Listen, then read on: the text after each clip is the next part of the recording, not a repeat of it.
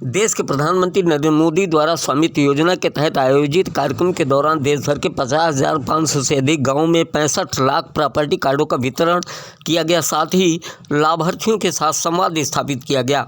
वहीं लखनऊ में आयोजित कार्यक्रम में मुख्यमंत्री योगी आदित्यनाथ द्वारा योजना के अंतर्गत 28,839 गाँवों के 40,49,500 घरौनियों का वितरण किया गया। इसका सजीव प्रसारण रायबरेली के लोगों ने देखा। इस क्रम में रायबरेली शहर के रतापुर चौराहे के पास में विकास प्राधिकरण के सामुदायिक केंद्र में घरौनी वितरण कार्यक्रम का आयोजन किया गया, जिसके मुख्य अतिथि प्रदेश सरकार के उद्यान मंत्री दिनेश प्रताप सिंह रहे। इस मौके पर रायबरेली में भी 1,10,000 स्वामित्व प्रमाण पत्रों का वितरण किया जा चुका है। प्रदेश सरकार के उद्यान मंत्री दिनेश प्रताप सिंह ने केंद्र सरकार, प्रधानमंत्री तथा प्रदेश सरकार के मुख्यमंत्री योगी आदित्यनाथ द्वारा चलाई गई योजनाओं के विषय में प्रकाश डाला। इसके साथ ही उन्होंने पत्रकारों द्वारा पूछे गए सवालों के जवाब में कांग्रेस के युवराज राहुल गांधी पर जमकर प्रहार किया, उन्हें चौतरफा घेरा तथा प्रदेश में उपचुनाव में भाजपा को मिली सफलता पर भी बातें कहीं।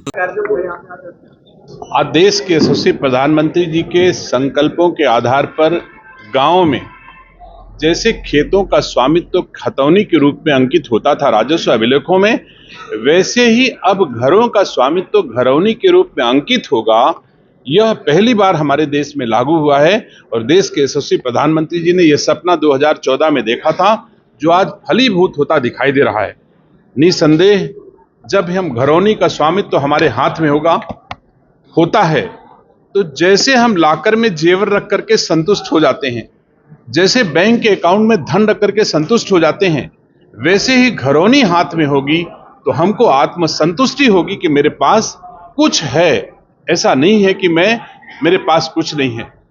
तो उसी भांति जैसे गाढ़ी कमाई का पैसा बैंक में होता है, जैसे आदमी जेवर और आभूषण अपने घर में रख करके संतोष पाता है, वैसे अब ये घरौनी लोगों के हाथ में होगी, जो देश के यशस्वी प्रधानमंत्री जी द्वारा देशवासियों के लिए एक बड़ा तोहफा दिया गया है।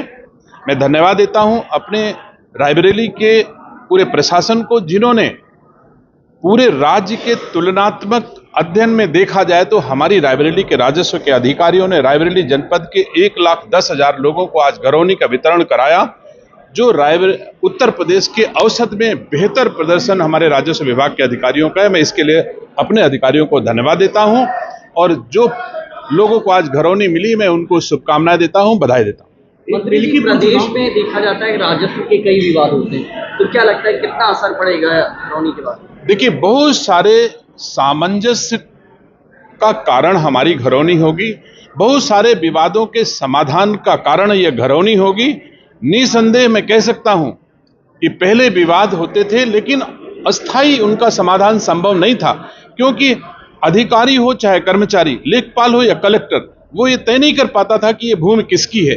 लेकिन अब तो एक मान्य अभिलेख उनके हाथों में होगा, जिसके सर्वे से कोई भी छोटे से बड़ा अधिकारी तय कर सकता है कि ये स्वामित्व किसका है। तो जो विवाद हैं निसंदेह कम होंगे और सामंजस्य हमारे गांव में बढ़ेगा, और जो शक्ति बढ़ेगी हमारी मातृशक्ति की, माँओं की, बहनों की, उनके पास में मैंने पहले ही कहा कि जैसे आभूषण की शक्ति होती है, धन की शक्ति होती है, वैसे अब घरौनी की शक्ति होगी।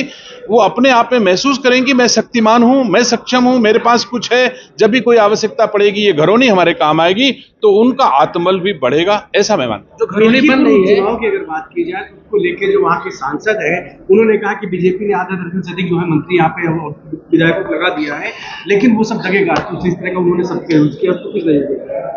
सांसद जी एक्सीडेंटली सांसद हैं जो अयोध्या से जीत गए हैं, उनको ऐसे दिखाई देता है अगर भारतीय जनता पार्टी के कार्यकर्ता ज्यादा लगाए गए हैं तो हमने समाजवादी पार्टी के लोगों को ज्यादा लगाने के लिए बैन तो लगाया नहीं है, वो हमसे ज्यादा लगा सकते हैं, इसमें कौन सी असुविधा है।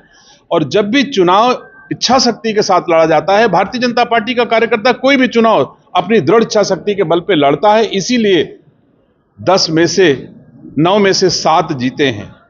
तो ये शक्ति ही हमारी पार्टी की है और पार्टी मजबूती के साथ चुनाव लड़ती है और मिल्कीपुर भी मजबूती से लड़ेगी और जीतेगी।